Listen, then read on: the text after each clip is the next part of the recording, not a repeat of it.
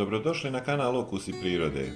U današnjem videu pokazat ću vam dva odvojena prirodna gnojiva koja su jednostavna za pripremu, ali kada se koriste u kombinaciji jedno s drugim, odnosno jedno poslije drugog, onda daju izvrsne rezultate u uzgoju krastavaca, jer jednostavno pomažu da se iz tla izvuče maksimum, a vaši krastavci dobiju ono što im zaista treba.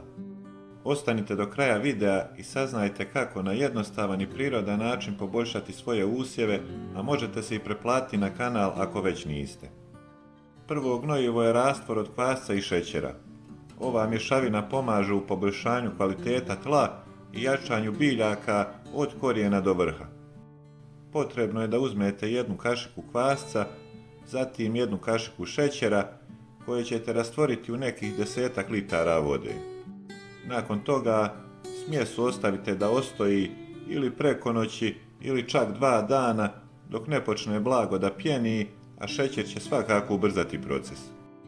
Kvasac i šećer zajedno stvaraju povoljne uslove za razvoj korisnih mikroorganizama u zemljištu.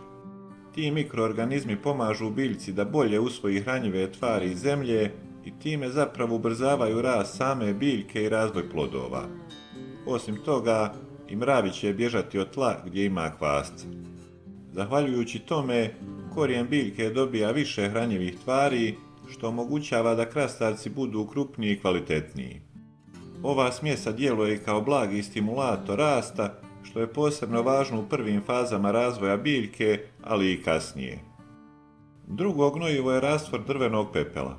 Pepeo je poznat još od davnina kao dragocjen izvor minerala neophodnih za biljke, naročito za krastavce, ali i za paradajz i paprike.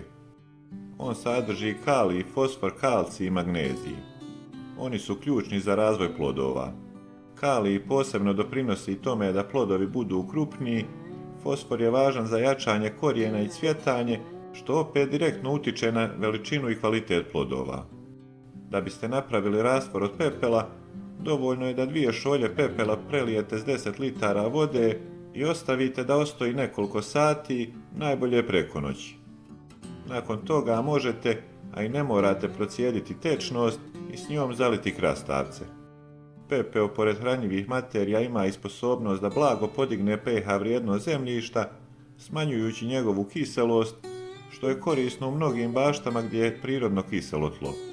Ovo dodatno doprinosi zdravlju biljaka i njihovom plodnom razvoju.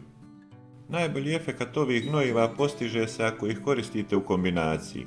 Preporučuje se da prvo u večernjim satima zalijete biljke rastvorom kvasca i šećera. Na taj način ćete aktivirati korisne mikroorganizme u tlu i pripremiti biljke za bolje usvajanje hranjivih materija. Dan kasnije bilo bi dobro upotrijebiti rastvor pepela koji će obogatiti tlo mineralima i pomoći u razvoju krupnih i sočnih plodova.